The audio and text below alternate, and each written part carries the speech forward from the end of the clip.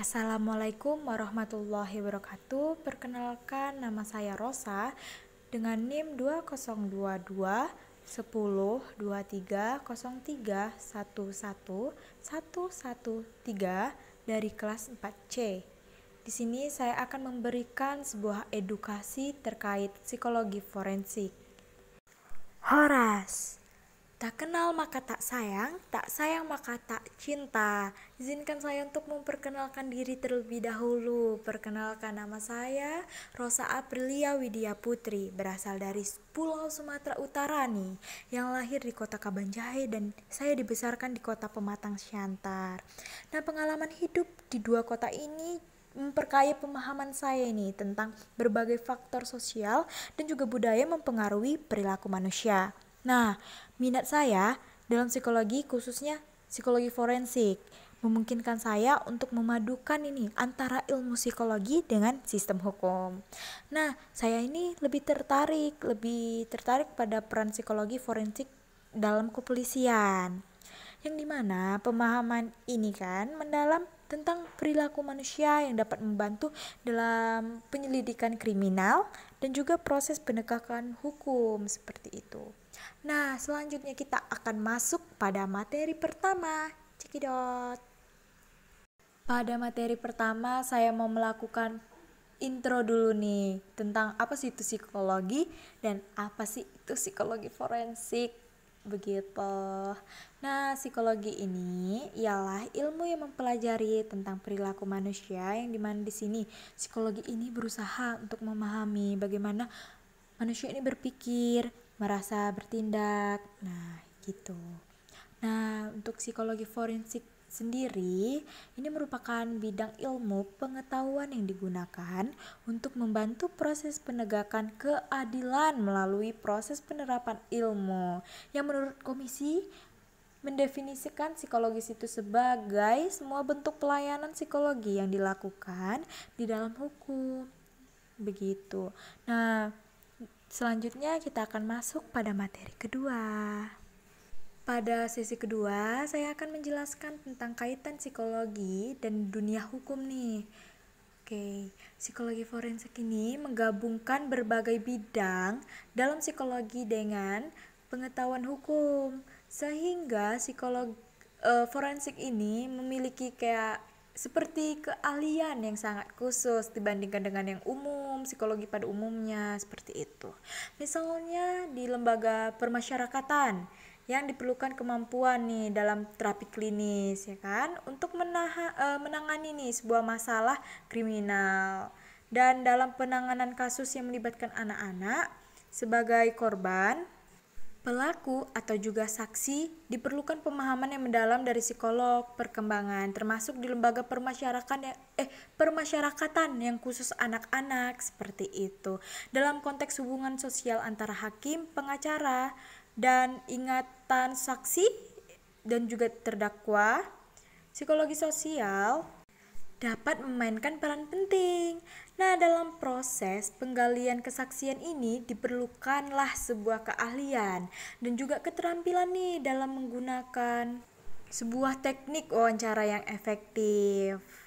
Materi selanjutnya yaitu tugas pokok psikologi forensik. Saya mengambil 4 nih tugas pokok dari psikologi forensik.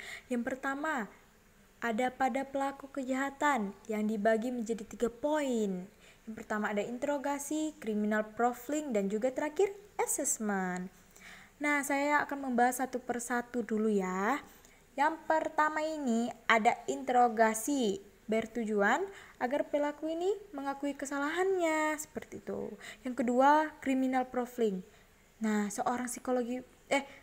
yang psikologi forensik ini kan dapat membantu nih polisi melacak pelaku dengan menyusun profil kriminalnya gitu kan.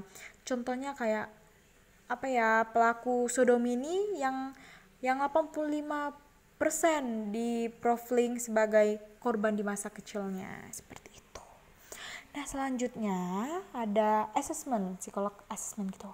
Nah, psikolog forensik ini juga dapat melakukan assessment untuk apa? Untuk memberikan sebuah gambaran tentang kondisi mental dari pelaku. Selanjutnya kita masuk pada peran psikologi forensik di Indonesia. Nah, peran ini terbagi menjadi 3. Pertama, membantu proses penyelidikan. Kedua, membantu proses penyidikan. Dan ketiga, melakukan pemeriksaan atau sebuah dukungan psikologi. Di sini juga saya akan membahas sedikit nih tentang pembahasan 3 poin ini. Nah, yang pertama ialah dalam hal proses penyelidikan, perlu diketahui bahwa ini dapat dikatakan proses penyelidikan karena ini belum ditetapkan seorang tersangkanya. Nah, pada proses ini jika kita lihat nih dari sisi pelaku seorang psikologinya dapat melakukan criminal profiling kan, yang dimana ia ini dapat memberikan sebuah gambaran tentang profil pelaku yang berada dalam proses penyelidikan untuk membantu polisi inilah dalam menyelidiki kasus-kasusnya gitu dalam kasusnya ini. Oke, berikutnya itu jika kita lihat dari sisi korban. Di sini seorang psikologi forensik ini kan dapat melakukan otopsi psikologi kan, yang dimana data yang ditemukan ini dapat digunakan oleh polisi untuk mengetahui bagaimana korban ini kayak seperti bisa meninggal atau bagaimana sih menganalisis penyebabnya begitu. Nah, poin kedua ini dapat membantu proses penyidikan nih. Pada proses ini memiliki beberapa peran, misalnya seperti membantu dalam proses interogasi, melakukan pemeriksaan psikologi juga bisa. Terus untuk itu agar mengetahui nih kemampuan intelektualnya dan asesmennya begitulah. Nah, setelah itu untuk mengetahui apakah tersangka itu memiliki kompetensi mental atau yang lainnya. Baik, di sini kita masuk pada cara menjadi psikolog forensik gitu. Nah, dikarenakan kan tadi saya udah menjelaskan bagaimana itu apa itu psikologi forensik, perannya apa di Indonesia, dan tugas pokoknya apa saja. Di sini kita juga masuk dalam sesi cara menjadi psikologi forensiknya. Di sini terbagi menjadi 3. Yang pertama, memahami hukum, terutama hukum pidana atau perdata, hukum acara pidana atau perdata. Yang kedua, mampu menjaga kerahasiaan terkait dengan kasus yang ditangani. Yang terakhir, ini nih paling penting, mau belajar tentang pendekatan. Nah, atau juga teknik baru dalam menggali informasi baik dari saksi maupun dari pelaku, begitu. Oke, selanjutnya.